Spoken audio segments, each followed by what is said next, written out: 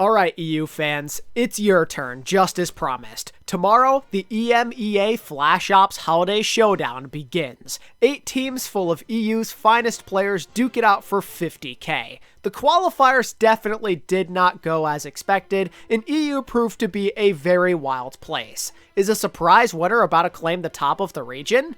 Let's find out. Today we're going to break down the EMEA Flash Ops Finals with an all-extensive preview of the participants, as well as a guide on everything you need to know if you want to watch this event. So buckle up and listen carefully, cause EU just might be the most wild region of all. Let's start with some of the basic information in case you need to be caught up to speed. So just like NA, EU is holding an 8-team double elimination bracket from the 14th through the 17th with 50k on the line, yada yada yada, and this event is going to be purely online, no LAN whatsoever, and in all likelihood there will be broadcasting for your viewing pleasure. While there's no official post on where to watch this thing, you should probably expect the games to be streamed on the Play Overwatch, OWL, and or Contenders channels. If there wasn't an official broadcast for such a big tournament, that'd be pretty surprising, and in the event that the games are being played elsewhere, not on the channels I just said, I'll leave a pinned comment down below. The start time for these games can be found right here. 6 p.m. Central European time across the board, and 12 p.m. Eastern for Americans. It's hard to say if all these games will even have the chance to be broadcasted, just knowing how many games are going to be played in like a 3-hour span,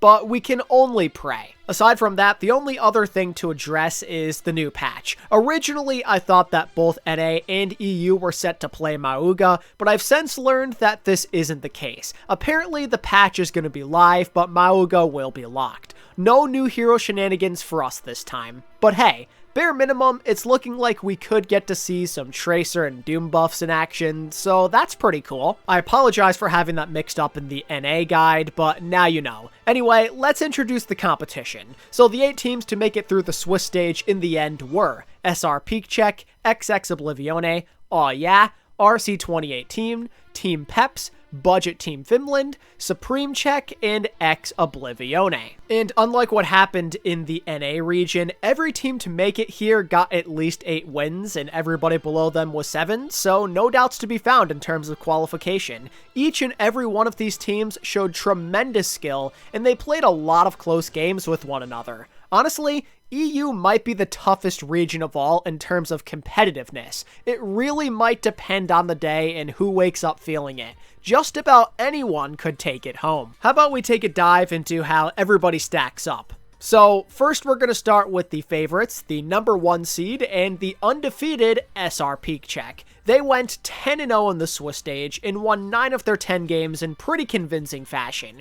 We all knew they were going to be one of the better teams in the Swiss stage, and they showed us why. This team is absolutely crazy. They're EU Contenders runner-ups for crying out loud. They pushed Twisted Minds further than anybody else ever has before outside of the World Cup, and this roster is packing some serious heat. How about Vestola, plus Sana, and a prominent on-the-rise support player in Gala? And supposedly, at least according to the sources of Liquipedia, they're being coached by Face, McGravy, Gunba, and LH Cloudy. SR Peak Check is world-class all around, and they should be pretty solid regardless of the meta, just knowing how their players have done recently. They looked absolutely amazing on Sigma, they can play Mei, Double Flex isn't a problem, they can play Ramattra, Tracer, and so much more. Aside from maybe having some roadblocks and like a heavy dive meta, I think they should be pretty flexible all around and one of the clear-cut favorites. Anything less than a finals appearance for these boys would be a major letdown.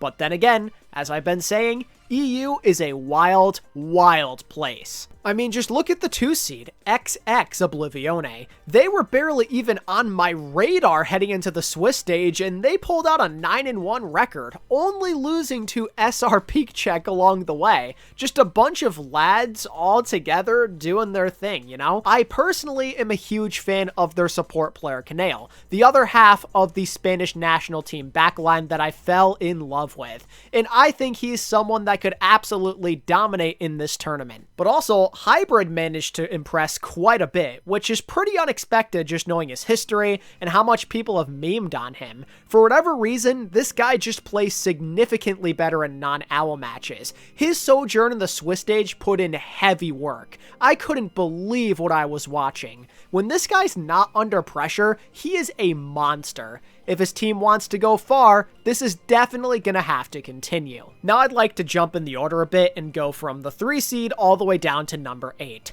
Xobliv, the elephant in the room. Not the one we were just talking about. I'm talking about the one with Kevster, Hottie, Funny Astro, and all OWL pros. So they were not the juggernaut that anybody hoped they'd be in the Swiss stage. Oh no.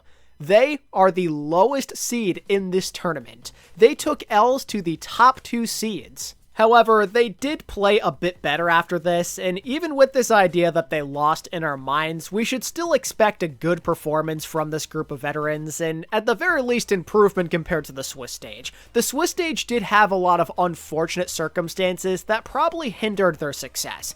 Hottie was missing some games, he was busy preparing for the Saudi E-League as well, Skyrippa I believe was on freaking vacation, they had multiple DPS players filling in at flex support. This team was not in a good position to succeed, but they still made it. Now that things have normalized and they're all scrimming together, one would have to believe they look more like the team that was advertised. Maybe not perfect, like in an ideal world, but still worth paying attention to just for namesake. Honestly, the thing I'm more so looking at with them in terms of how far they go is their playstyle and if it's going to be good enough. With Hottie and Funny Astro on this team, they're going to at least somewhat prioritize rush compositions, and I'm curious to see how they make that work in a situation where dive seems to be regaining some of its prevalence, with heroes like Genji, Tracer, and Doom getting a bit more relevance recently. Other players on their team I think could thrive from this and make up for it, like Kevster for example,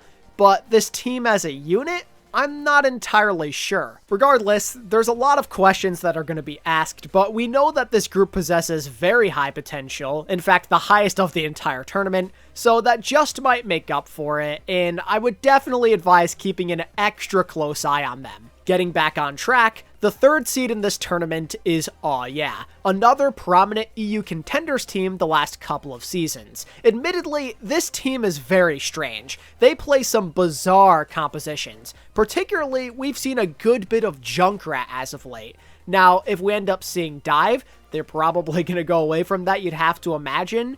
But some situations they still might break it out anyway, and it feels like it shouldn't work like ever just knowing how bad that hero is, but they usually win a lot of games. I mean, they won 8 in the Swiss stage. And for any Necros fanboys, with the potential return of Genji at the door, maybe we see some Necros as well. Overall, this team is kinda weird, but one that is proven to be somewhat effective and not the easiest to beat, so maybe they can make a somewhat decent run. I don't know if I'd expect them to go to the finals or anything, but top 3, top 4 sounds pretty realistic. Outside of the 4 teams I just named, it's kind of a mess. Just a bunch of teams that could be super close to one another, but you're not entirely sure. The battle for the top is going to be absolutely insane. Like, Team Peps is also there, another team that demands respect. Essentially, they're the French national team without Poco plus Naga DPS. Peps are always worth taking seriously, they usually put up respectable results,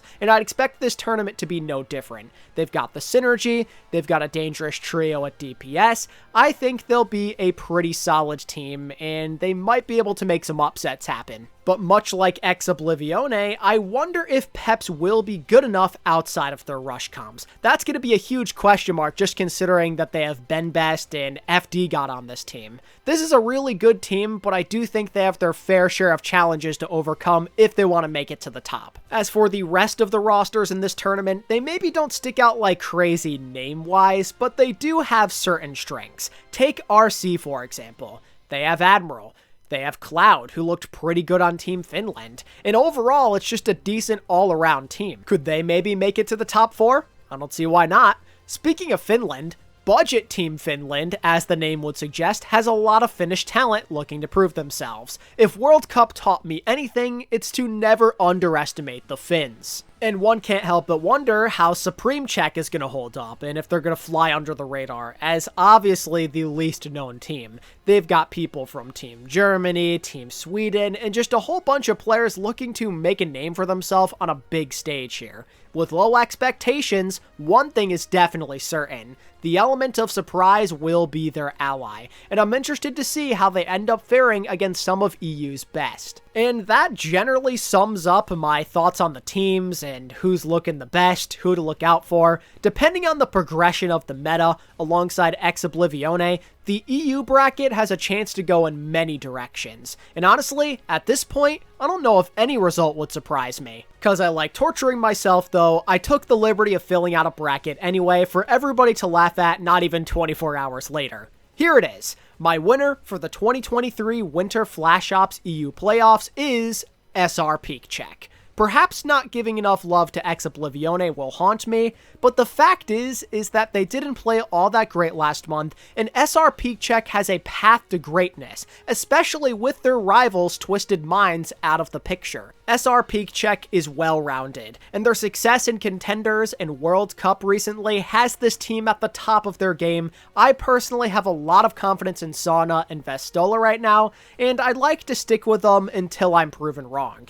Even in a non-Sig meta, where they maybe have to play dive, I fully expect SR Peak Check to hold their own. I'm maybe a little worried about how they're going to do in full-on dive matchups all the time if it comes down to that, but with their confidence and just knowing that everybody else is kind of in the same boat, it's doable. No guarantees though, and I can't stress that enough. Meta shifts are bound to cause chaos, and they just might end up being the victims. Generally though, this bracket could go many ways, with lots of close games potentially on the horizon. For my top spots outside of first, I'm going with Xobliv in second, and Xobliv in third. Maybe it'll come back to bite me, but ain't no way am I giving up on a team of OWL players just like this. The Swiss stage was rough for them, yeah, but there's too much upside to give up on them. I feel like they're gonna at least get top 4. However, there's a great chance as the lowest seed in this tournament that their run will have to go through the losers bracket right off the bat, and that could really end up taking a toll on them. Things are very uncertain, and I doubt they're going to go smoothly. It's going to be a battle, win or lose. And who the hell knows? They could very well lose to XX before they even get to the finals. Those guys look extremely good, and it seems likely they could handle a dive shift. I feel like the domination from them is something that we have to keep in mind, and I think those boys are going to thrive. Aside from an ex-OWL player miracle run though, I kind of think we're going to see a lot of close games, and possibly some early upsets to set the tone. I like how even the competition is feeling, and I feel pretty optimistic about this being a really good event. And that pretty much does it for me, guys. Now I'm going to turn it over to you. Let me know how you're feeling about the EU tournament heading into tomorrow and who you got winning. And if you enjoyed the video and you want more Overwatch esports content just like this, give the video a like and subscribe to this channel if you're new. Peace out.